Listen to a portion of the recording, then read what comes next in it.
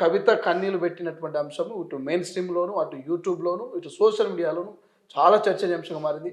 హరీష్ రావు గురించి, కేటీఆర్ గురించి, కేసీఆర్ గురించి, టోటల్గా బీఆర్ఎస్ పార్టీ గురించి అనేక అంశాలు ఆమె ఆ మండలి వేదికగా చెప్పింది.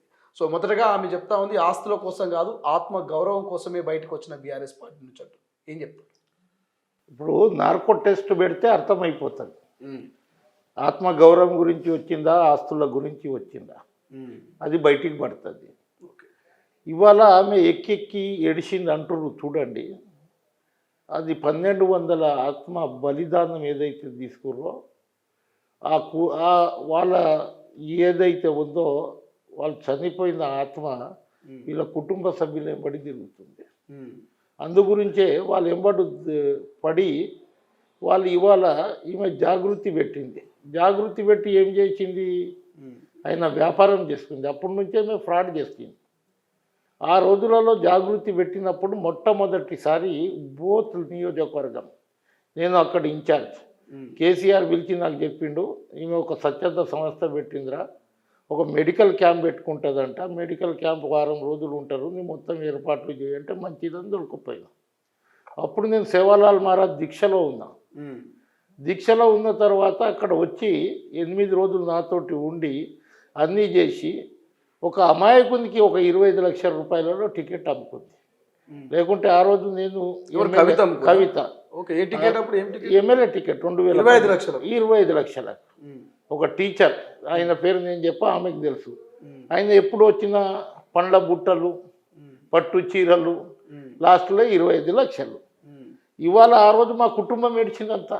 9 సంవత్సరాలు మేము కేసీఆర్ ఎంబడి ఇక్కడ కోట్లాది రూపాయలు ఖర్చు పెట్టింది. మా తండ్రి 4 పిల్లలు ఏడిచారు, నా కుటుంబ సభ్యులు ఏడిచారు. ఆ రోజు కవితకి యాద రాలే, ఉద్యమకారులు యాదకు రాలే. 10 సంవత్సరాలు ఆమె పవర్లో ఉన్నప్పుడు వాళ్ళు ఏం చేసిన యాదకు రాలే.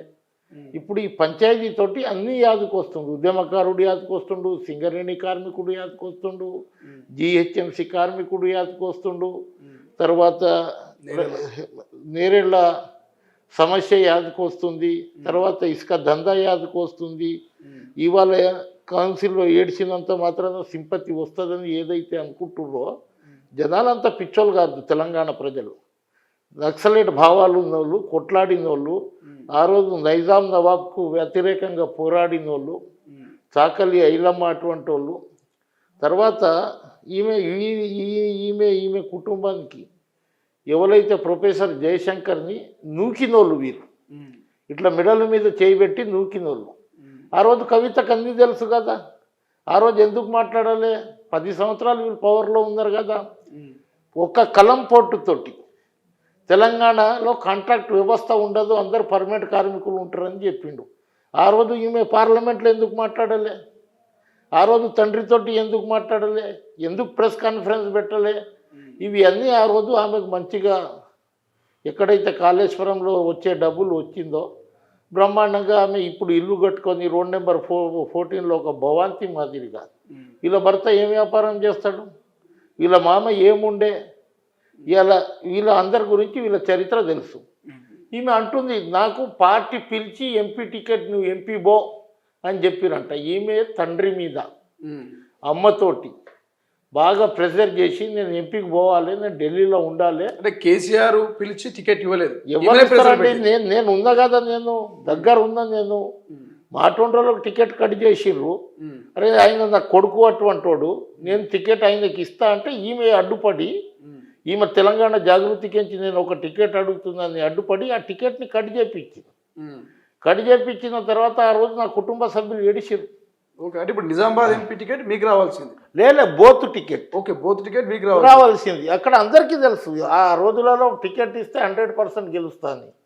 జోగురామన్ అనే ఒక బీసీ నాయకుడు, ఈయన గెలిస్తే కేసీఆర్ దగ్గర ఉంటాడు, నాకు మంత్రి పదవి రాదని ఆయన ఒకటి, ఆ జిల్లా అధ్యక్షుడు ఇట్లా కుట్రబని టికెట్ ఇచ్చేసింది. ఆ రోజు నుంచే ఈమె కరప్టెడ్ డబ్బుల విషయంలో ఈమె చాలా ఇది చేస్తుంది.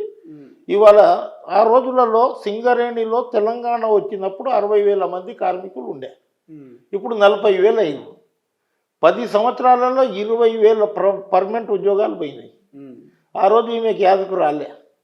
ఆమె అప్పుడు అడ్వైజర్, ఆమె ఒక ఏది ఒక బొగ్గుగని కార్మిక సంఘానికి అడ్వైజర్. అడ్వైజర్. తర్వాత ఎగ్జామ్ రాసేటప్పుడు పేపర్లు లీక్ చేసి ఎవరైతే 15 లక్షల రూపాయలు ఇస్తారో వాళ్ళను పేపర్లు ఇచ్చి ఒకటే కుటుంబంలోకించి 2-3కి ఉద్యోగాలు ఇప్పించిన ఘనత ఈమెకు దక్కింది. ఇవాళ నేను ఆత్మగౌరవం గురించి వచ్చినా, నేను డబ్బుల గురించి రాలేదని అంటుంది. ఆత్మగౌరవం ఉంటే నువ్వు 10 సంవత్సరాల ముందు రాములు నాయక్ గలమిప్పినట్లు ఇప్పాలి. నాకు ఇంకా 2 సంవత్సరాలు ఉన్నప్పుడు నేను ఎందుకు చెప్తున్నా, ఇడిచిపెట్టి వచ్చేసింది పదవి. నువ్వు మొత్తం పదవి కంప్లీట్ చేసుకొని నువ్వు ఓడిపోయిన తర్వాత మళ్ళీ ఎమ్మెల్సీ తీసుకొని ఇవాళ నీవేమో హరీష్ రావుగా అంటున్నావు. హరీష్ రావు కంపెనీలో ఎవరెవరు పార్ట్నర్ ఉన్నారు తెలియదు ఆమెకు. సంతోష్ రావు ఉన్నాడు, హరీష్ రావు ఉన్నారు, వాళ్ళ కుటుంబ సభ్యులు ఉన్నారు. ఆ రోజు ఎందుకు యాదకి రాలే? ఆ రోజు ఈటెల రాజేందర్ని సస్పెండ్ చేసినప్పుడు ఈమెకి ఎందుకు ఏడుపు రాలే? ఆ రోజు ఈటెల రాజేందర్కు షోకాజ్ నోటీస్ ఇవ్వలే, రాములు నాయక్కు షోకాజ్ నోటీస్ ఇవ్వలే. మళ్ళీ ఆ రోజు ఉద్యమకారులను మీరు ఇది చేసిరని ఎందుకు మాట్లాడలే?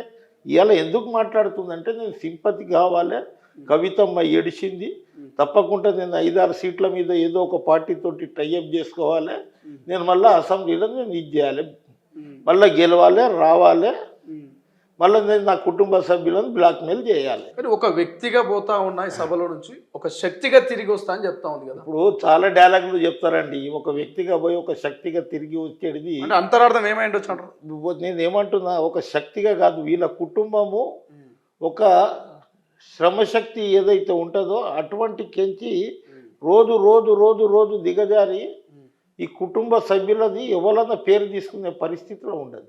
ఎందుకంటే ఉద్యమకారులది ఉసురు.